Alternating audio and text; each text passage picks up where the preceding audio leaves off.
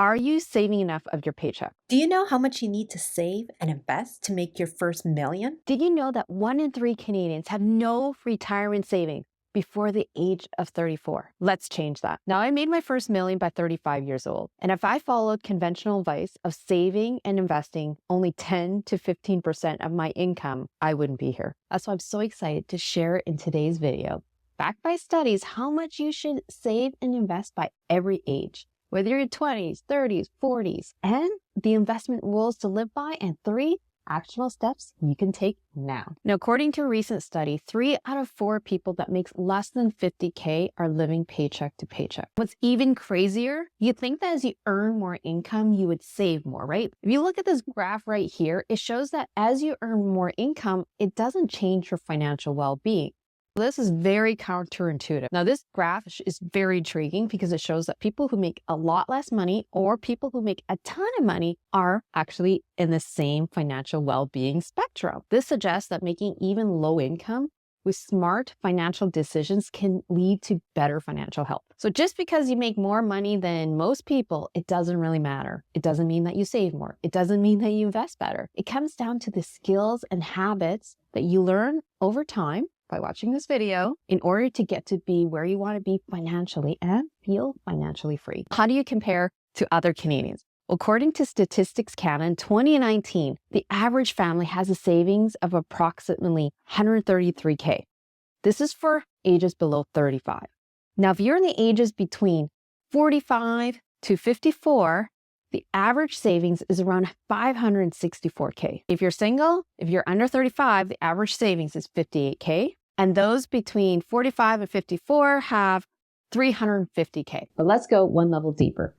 In Statistics Canada, when they published the savings, they actually included financial assets and savings. So savings, according to this table, includes RRSPs, your locked-in lira, like your locked-in registered accounts, your RIFs. Those are considered savings, I guess maybe for retirement. I don't know. To me, it's investment accounts.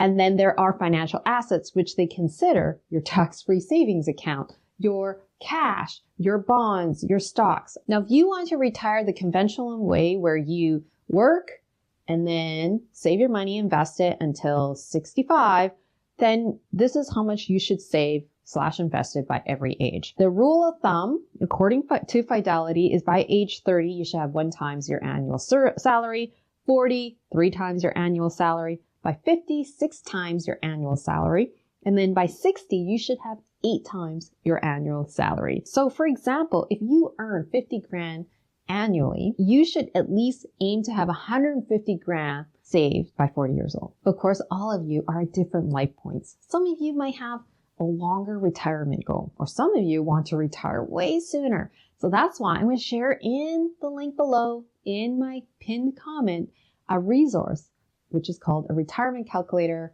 offered by Wealthsimple. What are the investment rules to live by? A quick rule of thumb is always invest 15% of your income. So if you make $50,000, that means you got to save at least $625 a month. Now, if that sounds really daunting, it's equivalent to saving $20 a day.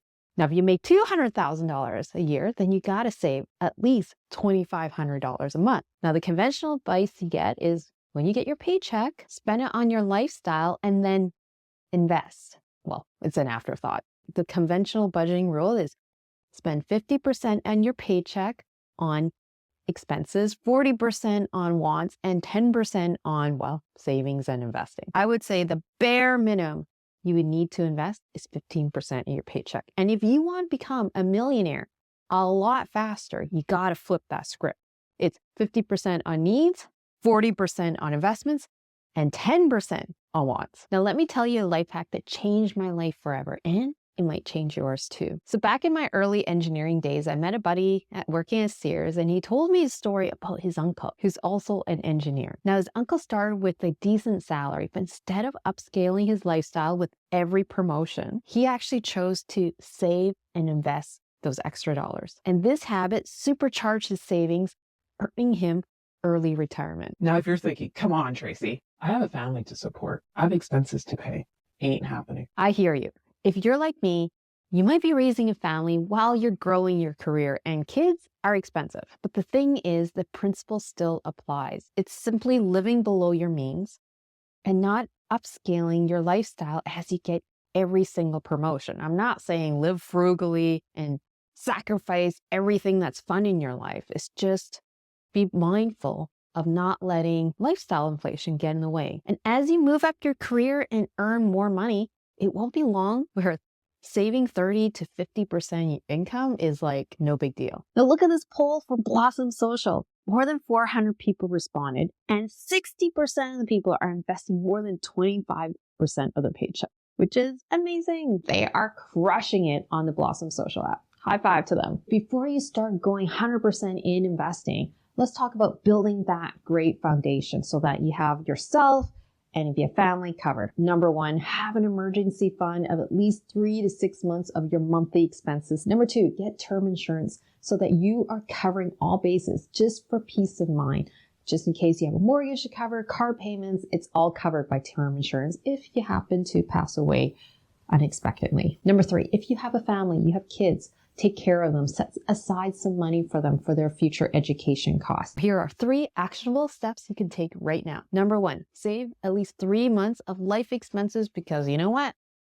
Surprises happen. Number two, get into the habit of investing. Save, invest 15% of your paycheck every single month, auto deposit into your tax-free savings account, your RRSP, your RESP. They are all investment accounts, meaning you can buy stocks, ETFs, make investments through those accounts. Number three, join Blossom Social. This is a great Canadian investment community and it keeps you accountable.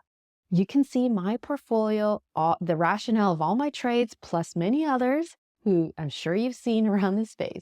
All you have to do is click on the link below in my pinned comment, plus it's free. Anyways, I hope to see you in the next video.